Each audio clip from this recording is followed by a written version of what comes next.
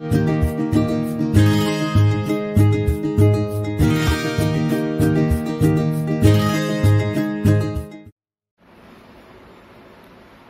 morning students. இன்னைக்கு நம்ம பார்க்க போறது காஃபி கப் கலோரிமீட்டர். நேத்து பார்த்தது bomb calorimeter. The coffee cup calorimeter வந்து so it is used to measure the heat change at constant pressure. ஆனா bomb calorimeter that is used to measure change in internal energy at constant volume. இதுதான் ரெண்டுக்குள்ள difference. அப்போ look at this picture. இதுதான் வந்து coffee cup calorimeter.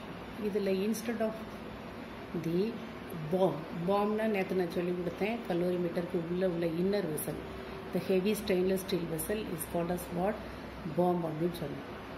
அதே மாதிரி இங்கே instead of bomb a styrofoam cup that is used as bomb in this case. அது இந்த கப் எங்கே இருக்குதுன்னு பாருங்கள். இதுதான் நெஸ்டட் இன்சுலேட்டட் கப். இதுக்கு உள்ளே இருக்கிறது இன்னொரு கப் மாதிரி இருக்கும். அதுதான் என்னது அப்படின்னா that is a styrofoam cup. அதுக்குள்ளே ஒரு ஸ்டிரர் இருக்குது. அப்புறம் வந்து ரியாக்ஷன் மிக்சர் எடுத்துருக்கோம். ஒரு தெர்மாமீட்டர் அதில் ஃபிட் பண்ணியிருக்கோம். That is covered with a insulated stopper. நல்லா கவனமாக கேட்டுக்கோங்க. This is what a styrofoam cup. அதான் நெஸ்டட் இன்சுலேட்டட் கப். இதிலேருந்து ஹீட் எனர்ஜி சரௌண்டிங்ஸ்க்கு எந்த ஒரு கண்டிஷன்லேயும் வெளியில் போகாது. இந்த entire heat energy absorbed or evolved by the water inside the cup cannot be goes outside or surroundings. அதாக இந்த கப்பை வச்சு நம்ம என்னெல்லாம் அப்போ வந்து எப்படி கண்டுபிடிக்கிறோன்னு பார்ப்போம். So even the styrofoam cup so it does not allow the transfer of heat produced to the surrounding.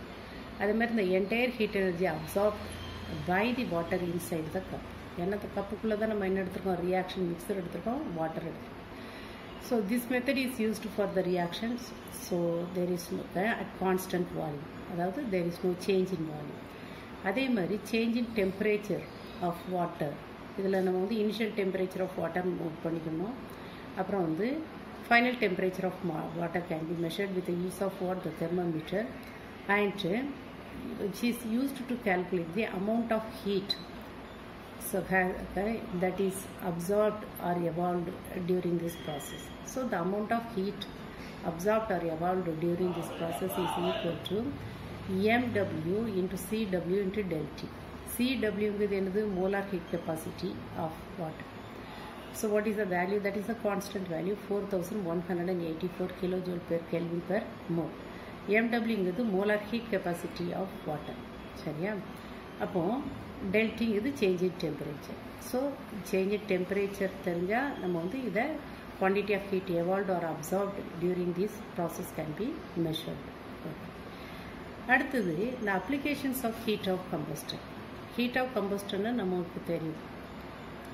கம்பஸ்டன்னா என்னது? when 1 mole of substance undergoes complete combustion, whatever the change in enthalpy takes place, that is called as what heat of combustion. Heat of combustion definition already you படிச்சாச்சு.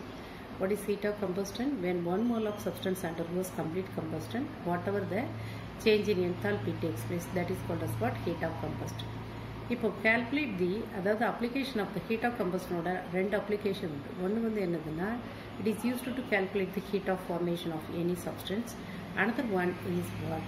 That is the it is used to calculate the calorific value of food and fuels. So first use பார்ப்போம்.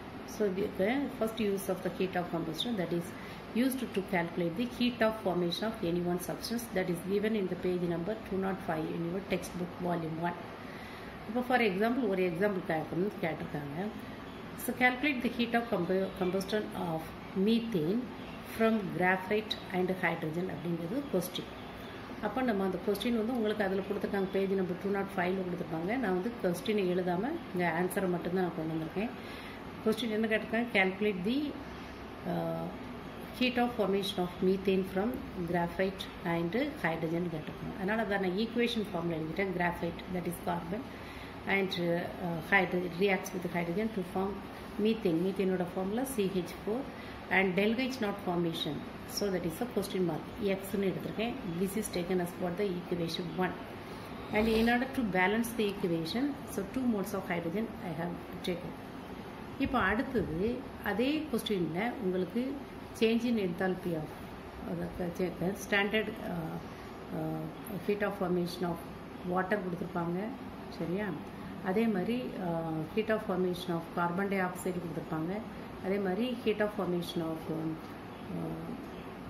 even combustion of methane also given. Combustion of what? Methane also given.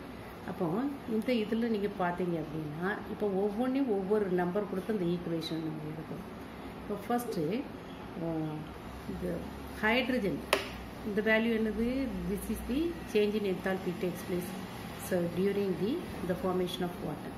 Formation of water எப்படி கிடைக்கும்? Hydrogen வெளியிட்டு reacts with oxygen, it gives what? Water. இப்போ H2O கொடுக்கும். அதோட value எவ்வளோ கொடுத்துருக்காங்க? -285.8. நல்லா கவனிச்சுக்கிடுங்க. இதில் H2 + half O2 it gives H2O கொடுக்கும். இந்த reaction equation is in the fractional type. அப்போ இதை நம்ம என்ன செஞ்சுருக்கணும்? இதை கம்ப்ளீட்டாக ஹோல் நம்பரில் மாற்றணும். ஹோல் நம்பரில் மாற்றோம்னா whole equation is multiplied by 2. அப்போ இந்த ஈக்குவேஷன் 2ஆல் மல்டிப்ளை பண்ணோம்னா அதோட டெல்ஹெச் வேல்யூ நம்ம என்ன செஞ்சுருக்கணும்? 2ஆல் மல்டிப்ளை பண்ணணும். இதை நான் எங்கே எக்ஸ்பிளைன் பண்ணேன்னா தெர்மோகெமிக்கல் ஈக்குவேஷன்ஸ், இந்த ரூல்ஸ் ஃபார் ரைட்டிங் த தெர்மோகெமிக்கல் ஈக்குவேஷன்ஸில் நான் சொல்லி கொடுத்துருக்கேன். Hydrogen reacts with half moles of oxygen, it gives 1 mole of water. அது கரெக்டு தான். பட்டு here half mole of oxygen அது வந்து ஃப்ராக்ஷன் இருக்குது. அப்போ அந்த கம்ப்ளீட் ஈக்குவேஷனை நம்ம என்ன செய்யணும்? ஹோல் நம்பரில் மாற்றோம்னா whole equation should be multiplied by 2. At the same time அதோட டெல்ஹெச் நாட் வேல்யூயும் நம்ம என்ன செஞ்சுக்கணும்? 2ஆல் மல்டிப்ளை பண்ணணும். சரியா? அடுத்தது இன்னொரு வேல்யூ கொடுத்துருக்காங்க. Del H naught formation of carbon di oxide also. Carbon di oxide எப்படி ஃபார்ம் ஆகும்? Carbon reacts with oxygen. Graphite வந்து ஆக்சிஜனில் பேர்ன் பண்ணும்போது கார்பன் டை ஆக்சைடு கொடுத்து அதோட வேல்யூ கொடுத்துருக்காங்க. That is taken as for the equation 3. அதே மாதிரி கம்பஸ்டன் ஆஃப் மீத்தேனோட இதை வேல்யூ கொடுத்துருக்காங்க. Methane when it undergoes combustion reaction, combustionனா burn in the presence of oxygen, it gives what? Carbon dioxide and water. சரியா? அதோட வேல்யூ கொடுத்துருக்காங்க. டெல்ஹெச் நாட் வேல்யூ அதுவும் ஈக்குவேஷன் 4. ஆனால் நமக்கு என்ன கால்குலேட் பண்ணணும்? ஃபார்மேஷன் ஆஃப் மீத்தேன் தான் எடுக்கணும். அப்போ நமக்கு வந்து கம்பஸ்டன் ஆஃப் கம்பஸ்டன்னா CH4 லெஃப்ட் சைடில் ரியாக்டண்ட்டாக இருக்குது. ஆனால் நமக்கு ஃபார்மேஷன் ஆஃப் மீத்தேன் அப்படின்னா ப்ராடக்ட் சைடில் தான் மீத்தேன் இருக்கணும். அப்போ அதனால் என்ன செய்யணும்? இந்த 4th ஈக்குவேஷனை ரிவர்ஸில் எடுத்துக்கணும்.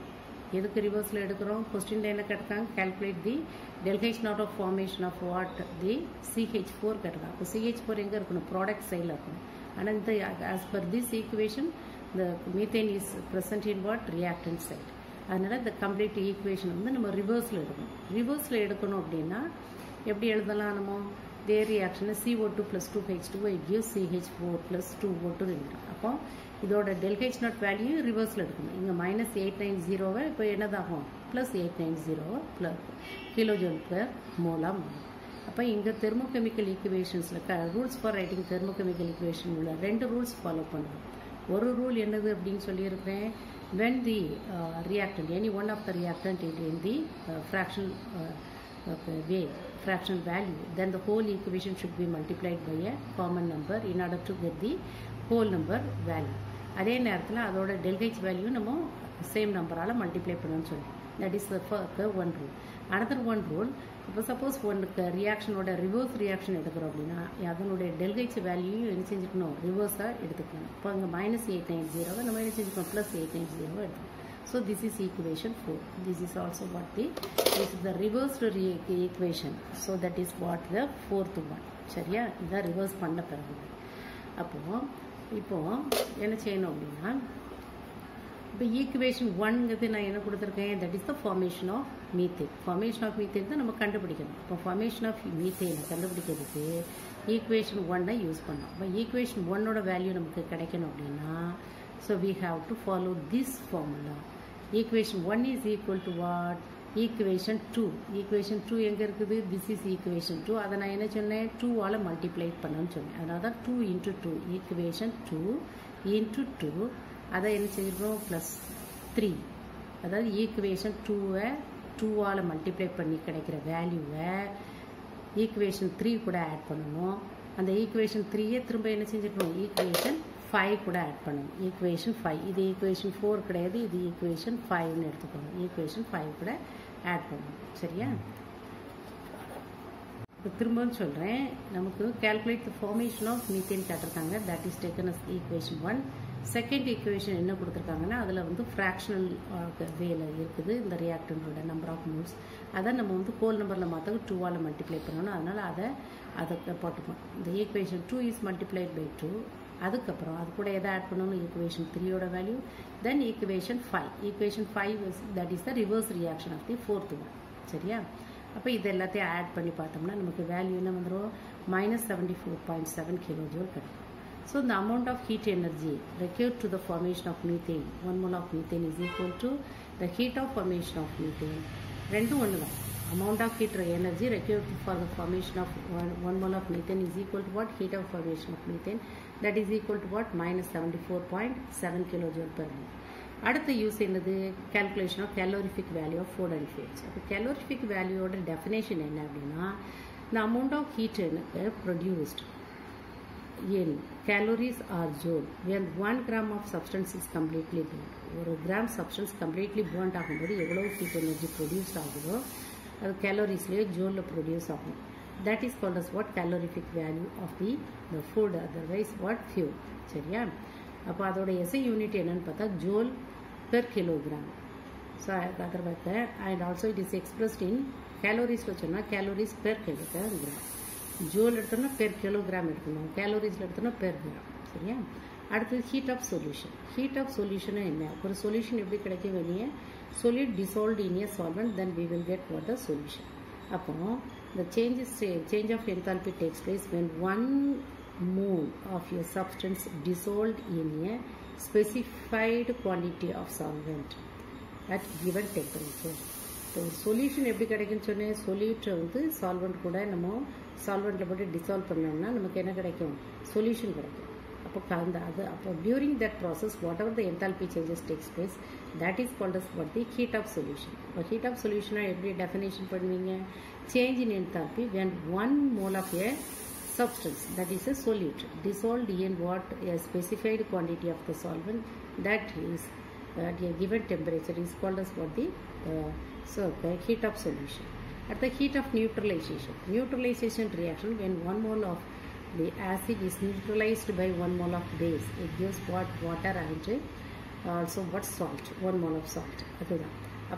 During that process whatever the enthalpy changes takes place, that is called as what? The heat of neutralization. So the enthalpy of when the changes takes place in the enthalpy when 1 gram equivalent of an acid is neutralized by 1 gram equivalent of base in a diluted solution. அதுக்கு example தான் கொடுத்துருக்காங்க. Hydrochloric acid 1 mole of hydrochloric acid is neutralized by 1 mole of sodium hydroxide. It gives 1 mole of sodium chloride and water. Del H value ஓடது -57.32 kilojoule. அதே இது even hydrogen ion when it reacts with the hydroxyl ion it forms water. That time also del H ஓட value -57.32 kilojoules. அப்போ நீங்கள் இங்கே என்ன note பண்ணணும்னா water எங்கெல்லாம் produce ஆகுது, water can be produced by direct method, otherwise indirect method. இது direct method, இது இன்டைரக்ட் மெத்தட். சரியா? அப்போ டைரெக்டாக அது ஃபார்ம் ஆனாலும் சரி இன்டைரக்டாக ஃபார்ம் ஆனாலும் சரி அதோட ஹீட்டுக்கு வந்து இந்த டெல்ஹெச் வேல்யூவோட delta H of formation value -57.32 kilojoule only. That's all.